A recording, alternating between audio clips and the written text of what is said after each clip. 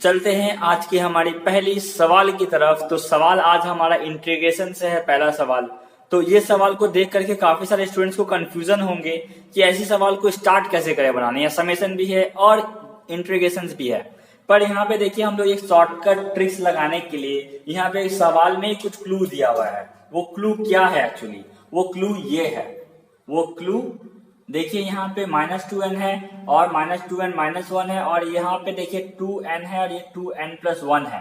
ठीक है, और ये जो समेशन है, समेशन दोनों तरफ ही सेम है। ठीक है, ये क्लू है। तो यहाँ पे क्लू इसलिए है ये कि ये माइनस में है और ये रिवर्स में है।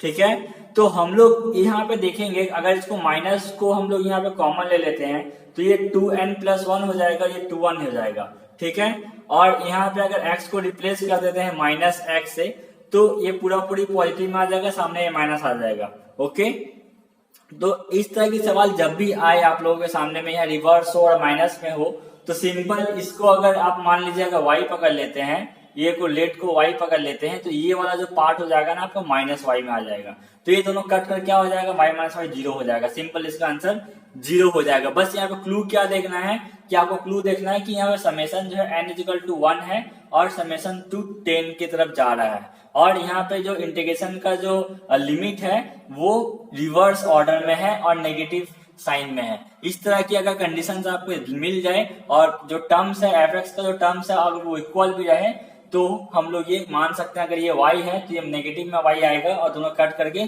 0 हो जाएगा। तो ये ट्रिक से आप लोग इस सवाल को डायरेक्टली सॉल्व कर सकते हैं। ये देखिए आंसर इसका डी ऑप्शन हो जाएगा। अगर इसको आप लोग चाहते हैं कि मैं लॉन्ग टर्म में भी सॉल्व करूं, क्योंकि काफी सारे सवाल को मैंने लॉन्ग टर्म में सॉल्व किए हैं, तो आप कमेंट्स करिए, मैं इसको लॉन्ग टर्म में सॉल्व करके आप लोगों को दिखाऊंगा, जो मैक्सिमम 7 to 8 लाइन्स में बन जाएंगे। आज की हमारी दूसरी सवाल है वेबजी की सीरीज 2020 के पेपर की, जो आप देख रहे हैं, जहां पे इंटीग्रेशन और कंटिन्यूटी को दोनों को मिक्सअप करके सवाल दिया गया है और लिमिट बीच में डाल दिया गया है। तो ये मिक्स तरह की सवाल है। तो इस तरह की सवाल जब भी हम लोग करेंगे तो यहाँ पे हम लोग को थोड़ा नॉलेज होनी चाहिए हर एक चैप्टर्स की। अगर बेसिक हम लोग को पता है तो हम लोग इस सवाल को 30 सेकेंड्स के अंदर यूं ही कर सकते हैं। तो चलिए यहाँ पे मैं आपको करके दिखाता हूँ कैसे आप लोग इतनी जल्दी से कर सकते हैं। तो सवाल में दिया क्या है, ये टर्म्स आपको दिया हुआ है। ठीक है, 1/n फंक्शन ऑफ i/n। ठीक है, जो समेशन है i=0 से n तक दिया हुआ, लिमिट n →∞ दिया हुआ है। तो हम यहाँ पे क्या कर लेते हैं, हम यहाँ पे क्या कर लेते हैं, लेट ले लेते हैं 1/n टेंस टू dx। हम लेट ले लेते हैं 1/n जो है टेंस टू dx के करीब हो रहा है।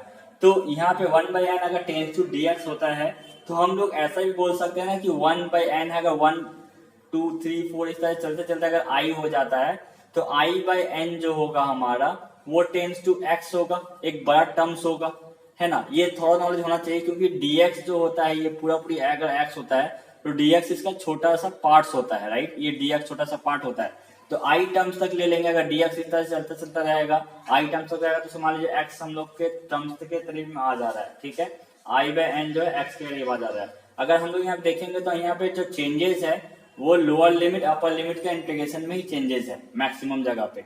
ठीक है, तो अगर वो निकल जाता है हम लोग का आंसर यहाँ पे आराम से निकल जाएगा ऑप्शन में, अगर हम देख रहे हैं तो अपर लिमिट के लिए अगर हम लोग देखेंगे, अपर लिमिट के लिए अगर हम लोग देखते हैं, अपर लिमिट के लिए हम लोग क्या बैठा सकते हैं यहाँ पे। अपर लिमिट के लिए यहाँ पे देखो i=0 है और टेंस टू n तक जा रहा है। ठीक है, तो अपर लिमिट यहाँ पे क्या है, n तक जा रहा है, तो i/n जो है i के जगह पे n लिख देंगे तो n=x, तो x या क्या निकल जाएगा, 1 निकल जाएगा, मतलब अपर लिमिट 1 हो जाएगा। ठीक है, लोअर लिमिट यहाँ पे क्या आ जाएगा, लोअर लिमिट क्या आ जाएगा, यहाँ पे कहाँ से स्टार्ट हो, i 0 से स्टार्ट हो रहा है तो 0/n, तो x का क्या आ जाएगा, x=0 आ जाएगा। तो लिमिट कहाँ से कहाँ तक जा रहा है, लोअर लिमिट 0 से लेकर के 1 तक जा रहा है। तो आप ऑप्शन में देखिए 0 से 1 तक कहाँ, ये 0 to half है, 0 to half है, half to 1 है, और C में इसी 0 to 1 है, तो मतलब यही आपका आंसर हो जाएगा। कुछ सोचने की भी दरकार नहीं है, कुछ करने की भी दरकार नहीं है, तो आंसर आपका C हो जाएगा। तो C is your answer. So friends, आज का हमारा तीसरा सवाल है, अगर f(x) की वैल्यू जो है 1 - √x² है और जो रूट है सिर्फ पॉजिटिव वैल्यू ले सकता है, तो इनमें से कौन सा चौथा ऑप्शन हमारा सही होगा। कौन सा इसमें एक ऑप्शन हमारा सही होगा, ये हमारे से पूछा गया है यहाँ पे। तो जब भी इस तरह की सवाल आए तो आप एग्जैक्टली क्या करें कि यहाँ पे आप देख ले कि दिया हुआ क्या है, क्या ऑप्शन में दिया हुआ क्या है और आपको लाना क्या है। तो ऑप्शन में एक चीज आप नोटिस कर सकते हैं कि हमेशा हम लोग को x इक्वल टू 0 पे ही निकालने के लिए कहा गया है। मतलब ये जो फंक्शन है इसको हम लोग x इक्वल टू 0 पे ही चेक करेंगे, ठीक है। अगर हम लोग x इक्वल टू 0 पे अगर चेक करते हैं, मान लीजिए हमारा नंबर लाइन है, मान लीजिए हमारा अगर नंबर लाइन है, ये हम लोग का क्या है, ये 0 पॉइंट है, यहाँ पे ऑरिजिन स्टार्ट होते हैं, 0 स्टार्ट होते हैं, ठीक है। ये हमारा y डायरेक्शन, अगर हम लोग x इक्वल टू 0 इस इक्वेशन में पुट करते हैं, मान लीजिए f(x) इक्वल टू क्या दिया हुआ है हमारा 1 माइनस रूट अंदर एक्स स्क्वायर दिया हुआ है। अगर रूट को अंदर हम लोग हटा देते हैं तो ये इस तरह के मॉड में चले आएंगे, ठीक है दोस्तों। मॉड मतलब क्या होता है, रूट अंदर एक्स स्क्वायर होता है, वही होता है। तो 1 माइनस मॉड एक्स आ जाएंगे यहाँ पे, है ना। तो अगर यहाँ पे हम लोग x इक्वल टू 0 का पुट करते हैं तो क्या आएगा, x इक्वल टू 0 का पुट करेंगे तो ये 0 हो जाएगा, मॉड 0 ही रहेगा, 1 हो जाएगा, मतलब यहाँ पे आ जाएगा, ठीक है, ठीक है। अगर हम लोग x इक्वल टू 0 पुट करेंगे तो ये आ जाएगा। अगर x इक्वल टू 1 अगर पुट करते हैं तो इधर 0 आ जाएगा, है ना। तो अगर हम लोग देख रहे हैं, अगर x इक्वल टू 0 पुट कर रहे हैं तो 1 आ रहा है, x इक्वल टू 1 पुट करेंगे तो 0 आ जा रहा है। तो यहाँ पे आपको कौन सा ऑप्शन देखिए सही लग रहा है, f has no extrema at x equal to 0, f has minimum at x equal to 0, f has maxima at x equal to 0। तो यहाँ पे देखिए अगर 1 पुट कर रहे हैं, 0 पुट कर रहे हैं तो यहाँ पे 1 आ रहा है, लेकिन अगर वैल्यू को हम लोग बढ़ा दे रहे हैं, 1 बैठा दे रहे हैं, x इक्वल टू 1 बैठा रहे हैं तो क्या आ रहा है, वैल्यू हमारा 0 आ जा रहा है। तो क्या लग रहा है इसे, f has maximum at x equal to 0, क्योंकि f का जो मैक्सिमम वैल्यू 1 दे रहा है यहाँ पे, fx का जो मैक्सिमम वैल्यू क्या दे रहा है, 1 दे रहा है यहाँ पे। क्या लिख सकते हैं हम लोग, fx is maximum at x is equal to 0, ठीक है। और जिसका वैल्यू क्या है, विच इज 1। सी नंबर हमारा क्या हो जाएगा, आंसर हो जाएगा। चौथा सवाल भी हम लोग मैक्सिमा एंड मिनिमा का ही देखते हैं। तो इस तरह की जो सवाल है दोस्तों, ये बोर्ड लेवल की सवाल है, बहुत हलवा सी सवाल है। बस बोर्ड्स की जो प्रोसेस है उसको बस फॉलो करते जाइए, आपका आंसर जो है आ जाएगा आसानी से। आप खुद से देख पाएंगे कि इसकी आंसर जो है 1 मिनट के अंदर आप बोर्ड्स की प्रॉब्लम्स की तरह ही सॉल्व करके निकाल सकते हैं, क्योंकि इसमें कुछ टफ होता नहीं है अगर आपने डिफरेंशिएशंस को बहुत ही अच्छे तरीके से किया है तब। चलिए स्टार्ट करते हैं इस तरह के सवाल को हम लोग करना। हमारा फंक्शन क्या दिया हुआ है दोस्तों, फटाफट कर लेते हैं। fx फंक्शन दिया हुआ है 2x cube minus 9ax square plus 12a square x plus 1, ये दिया हुआ है फंक्शन हमारा। और इसका मैक्सिमम और मिनिमम वैल्यू जो पी एंड क्यू दे दिया है, हम लोगों को इक्वेशन का रिलेशन भी दे दिया है कि P square equal to Q होगा, पर ए का वैल्यू हम लोगों को निकालने के लिए कहा गया है, ठीक है। तो ए का वैल्यू निकालने के लिए सिंपल पी और क्यू मैक्सिमम मिनिमा दिया होता है, इस फंक्शन का हम लोग मैक्सिमम मिनिमा निकाल लेते हैं। तो मैक्सिमम मिनिमा निकालने के लिए क्या करते हैं, हम लोग डिफरेंशिएशन करते हैं, differentiating with respect to X. इतना तो आप लोग कर ही सकते हैं दोस्तों, क्योंकि आप वेबजी की प्रिपरेशन कर रहे हैं तो डिफरेंशिएशन आपको काफी बेहतर तरीके से आना चाहिए। इसका डिफरेंशिएशन करेंगे तो क्या आ जाएगा, 6x स्क्वायर आ जाएगा। इसका करेंगे तो क्या आ जाएगा, 18ax आ जाएगा। इसका करेंगे तो क्या आ जाएगा हमारा 12a स्क्वायर आ जाएगा, ठीक है। और 1 का करेंगे तो 0 हो जाएगा, ठीक है।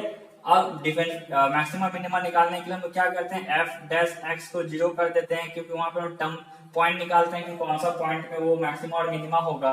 तो यहाँ से अगर इसको 0 कर देते हैं और इसको अगर हम लोग मिडिल टर्म ब्रेक करते हैं, जैसा आप लोगों ने क्लास 9-10 में जिसको सीखा था उस तरह से अगर करेंगे तो हमारा जो ये टूट कर आएगा वो इस तरह से कुछ आएगा, x minus 2a equal to 0।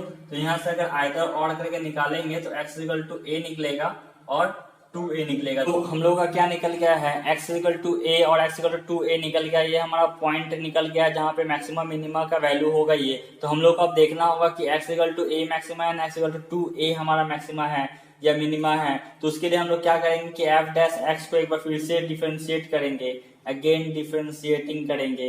Again differentiating करने के बाद क्या आ जाएगा, f double dash x is equal to 6x square का डिफरेंशिएशन 12x, 18ax का डिफरेंशिएशन 18a, और ये कांस्टेंट टर्म है तो आपका क्या हो जाएगा, 0 होकर खत्म हो जाएगा, ठीक है। तो यहाँ पे अगर हम लोग एक वैल्यू बैठाते हैं, मान लीजिए f पॉइंट पर हम लोग चेक करते हैं कि मैक्सिमा है ना मिनिमा है। तो अगर ये नेगेटिव आता है तो मैक्सिमा है, अगर पॉजिटिव आता है तो मिनिमा है, यही कौन सा हम लोग जानते हैं। तो 12a माइनस 18a ये क्या आ जा रहा है आपका -6a। तो मतलब एफ ए जो है हमारा क्या वैल्यू दे रहा है, मैक्सिमम वैल्यू दे रहा है। तो मैक्सिमम क्या है हमारा यहाँ पे, मैक्सिमम क्या है हमारा यहाँ पे x इक्वल टू ए हमारा मैक्सिमम है, और वही आपका क्या है, वही आपका क्या है p है। ठीक है, सेम वे में 2a अगर पुट करते हैं f डबल डैश में 2a अगर पुट करते हैं तो 12a into 2a minus 18a हो जाएगा। तो यहाँ पे क्या निकल जाएगा, 6 से पॉजिटिव में निकल रहा है। तो पॉजिटिव में निकल रहा है मतलब क्या हो जाएगा, मिनिमम वैल्यू हो जाएगा। ठीक है, मिनिमम वैल्यू हो जाएगा। तो मिनिमम वैल्यू अगर हो जाता है तो 2a हमारा क्या है आपका मिनिमम वैल्यू है, और यहाँ पे मिनिमम का क्या दिया हुआ है आपका q दिया हुआ है। तो 2a जो हमारा q के बराबर हो जाएगा। और एक इक्वेशन दिया हुआ है p square is equal to q दिया हुआ है, p square equal to q दिया हुआ है। तो p का वैल्यू a बैठा देंगे मतलब a स्क्वायर हो जाएगा, q का वैल्यू 2a स्क्वायर बैठा देंगे, 2a बैठा देंगे तो 2a हो जाएगा। a से 1 कट जाएगा तो a का वैल्यू यहाँ पे कितना निकल गया, 2 निकल गया। मतलब a हमारा कितना हुआ, 2 हुआ। मतलब ऑप्शन ए हमारा आंसर होगा। आज का हमारा 5th सवाल है और इस वीडियो का ये आखिरी सवाल है। तो इस वीडियो को हम लोग ज्यादा एक्सटेंड नहीं करेंगे क्योंकि वीडियो लंबी हो जाने से आपका कंसंट्रेशन हो सकता है बिगड़ सकता है। छोटी छोटी वीडियो रखेंगे और सभी सवाल को धीरे धीरे हम लोग आसानी से करने की कोशिश करेंगे। तो ये सवाल में जो दिया हुआ है हमारा क्वाड्रेटिक इक्वेशन दिया हुआ है ax square plus bx plus c, ये हमारा क्वाड्रेटिक इक्वेशन दिया हुआ है और बोला है has the same sign as that of a for all x। तो ये जो a होगा वो कौन से कंडीशन में जिसका सेम साइन होगा, a पे डिपेंड करेगा फॉर ऑल x के जितने भी वैल्यू यहाँ पे कुछ भी वैल्यू आ जाए a के तरह a का साइन का साथ सेम होगा। मतलब a का अगर पॉजिटिव होगा तो x का भी पॉजिटिव होगा, a का नेगेटिव होगा तो x का भी नेगेटिव होगा, ये कहने की कोशिश की गई है। तो हम लोग कंडीशंस को देख लेते हैं कि क्या हो सकता है। ax square plus bx plus c ये हमारा दिया हुआ है। हम लोग केस 1 पकड़ के अगर करते हैं, मान लीजिए हमारा केस 1 अगर है तो इसमें मान लेते हैं कि हमारा जो a है वो पॉजिटिव वैल्यू है, a जो है पॉजिटिव वैल्यू है मतलब ग्रेटर देन 0 है। तो a अगर ग्रेटर देन 0 होगा, a अगर हम लोग यहाँ पे ग्रेटर देन 0 होगा तो यहाँ पे ये क्या होगा, ये भी जो वैल्यू है हमारा ax square plus bx plus c ये भी हमारा ग्रेटर देन 0 ही होगा, करेक्ट। और इसका जो b स्क्वायर माइनस 4ac जो डिस्क्रिमिनेंट है इसका वैल्यू क्या होगा, अगर a अगर ग्रेटर देन 0 होता है तो ये वैल्यू आपका बड़ा हो जाएगा, मतलब ये वैल्यू आपका इंक्रीज करेगा। अगर ये वैल्यू इंक्रीज करेगा मतलब क्या है कि ये जो नेगेटिव पार्ट इंक्रीज कर रहा है मतलब ये नेगेटिव पार्ट में चला जाएगा, मतलब लेस देन 0 हो जाएगा, करेक्ट करेक्ट। मतलब ये लेस देन 0 हो जाएगा तो डिस्क्रिमिनेंट जो है लेस देन 0 निकल रहा है। केस 2 में देख लेते हैं, अगर हम लोग का a greater than less than 0 होता है, सॉरी अगर a हम लोग का लेस देन 0 होता है तब इस कंडीशन में जो ये हमारा वैल्यू है ax square plus bx plus c ये भी हमारा क्या होगा, ये भी हमारा या तो लेस देन इक्वल टू 0 हो जाएगा, है ना, या तो इक्वल टू 0 होगा या तो उससे कम होगा, नेगेटिव में वैल्यू चल जाएगा क्योंकि a को हम लोग यहाँ पे नेगेटिव में ले रहे हैं एक्स स्क्वायर के टर्म्स में। और ये जो टर्म्स लिख लेते हैं b माइनस 4ac ये हमारा किस में होगा, अगर a आपका नेगेटिव में चला जाता है, a आपका अगर नेगेटिव में आ जाते हैं वैल्यू जो है बहुत ज्यादा छोटे हो जाते हैं तब उस कंडीशन में जो डिस्क्रिमिनेंट का जो वैल्यू है ये भी तो आपका नेगेटिव में चल जाएगा, 0 में चला जाएगा। तो इसलिए देखिए आपका a का वैल्यू अगर नेगेटिव में आता है तब भी हमारा डिस्क्रिमिनेंट का वैल्यू भी नेगेटिव में आ रहा है, मतलब वो कौन से कंडीशन में हो रहा है, जब ये जो वैल्यू हमारा greater less than is equal to 0 हो रहा है। ठीक है, तो कौन सा कंडीशन में सेटिस्फाइड हो रहा है, ये तो हो नहीं सकता है, नॉट इक्वल टू 0 भी नहीं हो सकता है क्योंकि नॉट इक्वल टू 0 में ग्रेटर देन लेस देन दोनों आ जाएगा। तो सी ऑप्शन जो है वेरी मच सेटिस्फाइड कर रहा है, तो सी इज आवर आंसर।